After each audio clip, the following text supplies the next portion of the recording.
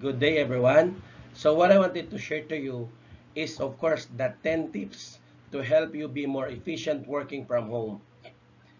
This will be my first question. Are you an expert at working remotely? Or you will be if you will apply these simple tips to your daily routine. Being efficient working from home can be a challenge. There are tons of distractions, less accountability, and less communication that when you're working in the office. But that doesn't mean it's impossible. There are lots of ways to keep yourself working productively from any location.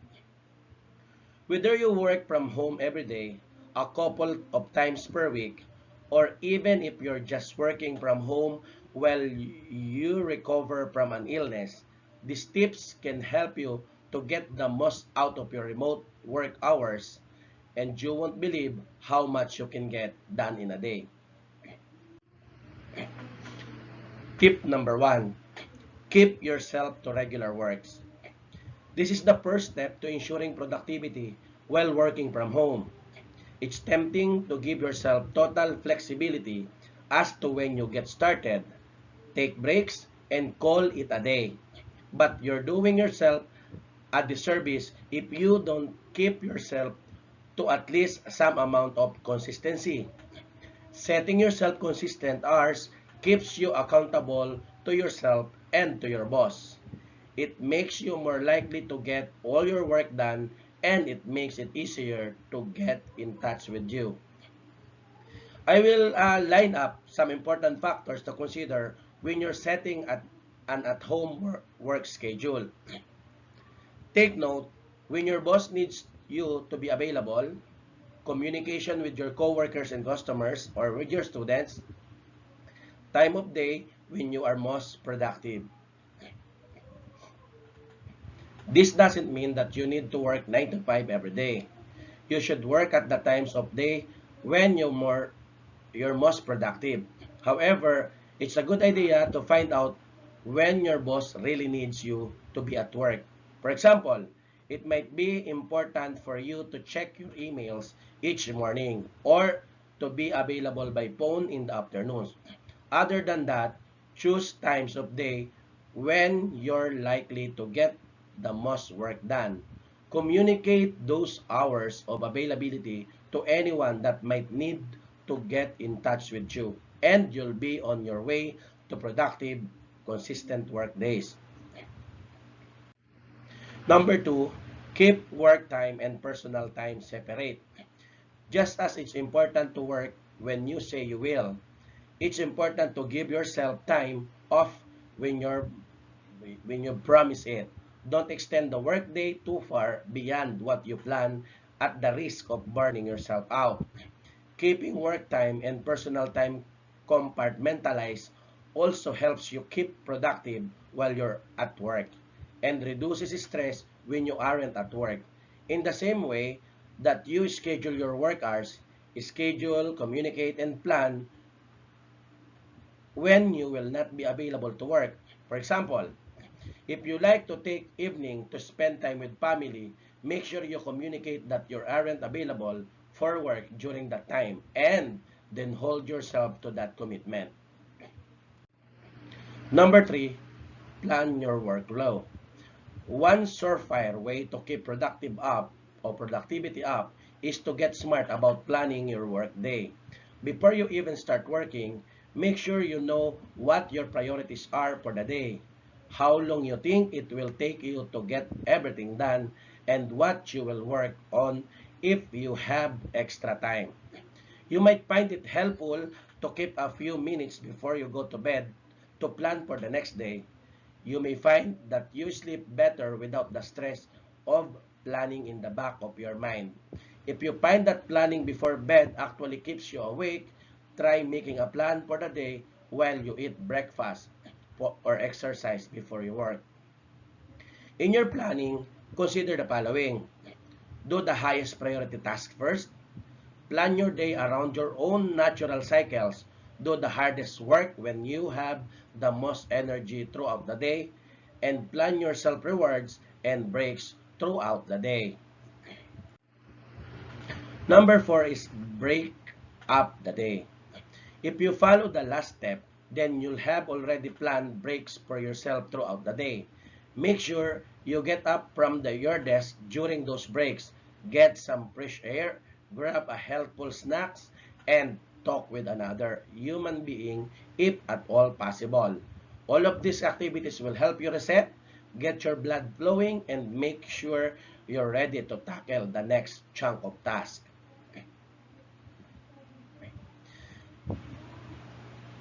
Try planning how you'll spend your breaks ahead of time so you have something to look forward to. Just make sure you decide how long you will spend on a break so you don't get too distracted. 10 to 30 minutes is great for shorter breaks, and an hour or two is perfect for lunch.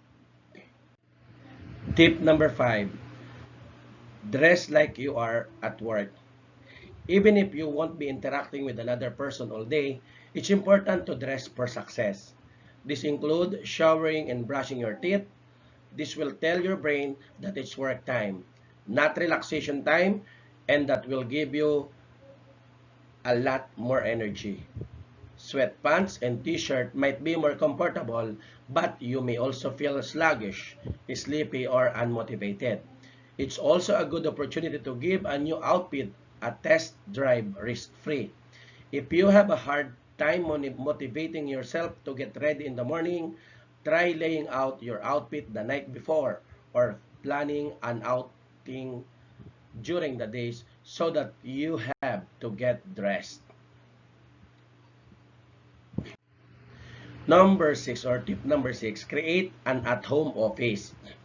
It may be tempting to work from your couch, easy chair, or even from your bed, but this could take a huge toll on your productivity.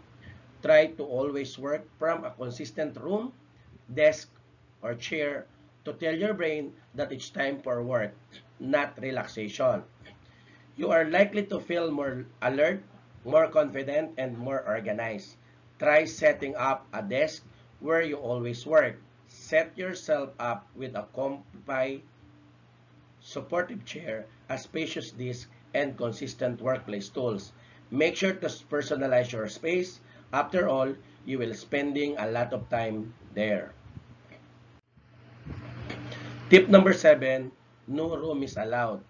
Being efficient working from home is all about boundaries. As we have previously discussed, this also means setting boundaries for kids, pets, and your spouse or roommates. Try to encourage them to leave you alone while you are working so you can stay focused. Number 8, be your own janitor.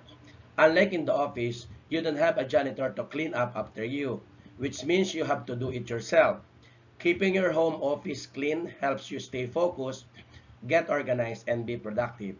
Even if you're someone who isn't bothered by a messy desk, keeping some semblance of order helps ensure that nothing important falls through the cracks or gets lost in a stack of paper as is more likely.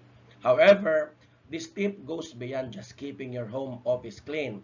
Having a messy home could inspire you to procrastinate on work tasks in favor of cleaning, which is bad news for your productivity. Setting yourself a weekly cleaning schedule can help you keep on top of cleaning your home so you won't be tempted to clean during work hours. Make sure to schedule regular tidying of your home office. Number 9, tune in to inspiration. A great advantage of working from home is that you can distract your coworkers. Go ahead and play those pump-up jumps loud and proud if that's what gets you moving. Or try a more soothing soundtrack with nature sounds, instrumental music, or even by leaving the windows open to let the sounds from outside come in. If you're doing repetitive tasks, an audiobook or podcast may even be what you need to keep moving. Try a few things to find what works best for you. And number 10, stay in the loop. One of the best things about working in the office is the potential for collaboration and socialization. You don't have to lose this just because you are working from home. Try to check in with your coworkers at least a couple of times per week, whether by email, phone, Skype, or even in person. Make sure you keep up on a personal levels as well as a professional level. You can do this without taking a lot of time. Just share the things that are most important and encourage your coworkers to do the same. Again, that will be the 10 tips for you to be more effective and efficient in working from home, even for a professor. I just want to remind again, this will be the principles to remember. What we're going to do, make a schedule and stick to it. Focus on what you've accomplished at the end of each day to keep yourself motivated. Keep or create a dedicated workspace and let your family know that you are unavailable during work hours. How about the dawn? Try to work all day without regular breaks. Your productivity and motivation will suffer. Isolate yourself, go the extra mile to meet up with colleagues and peers to talk shop.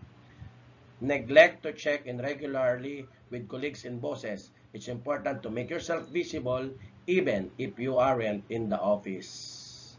And that's it for my talk. If you have some questions, I am now ready for your question and answer. Thank you and God bless everyone.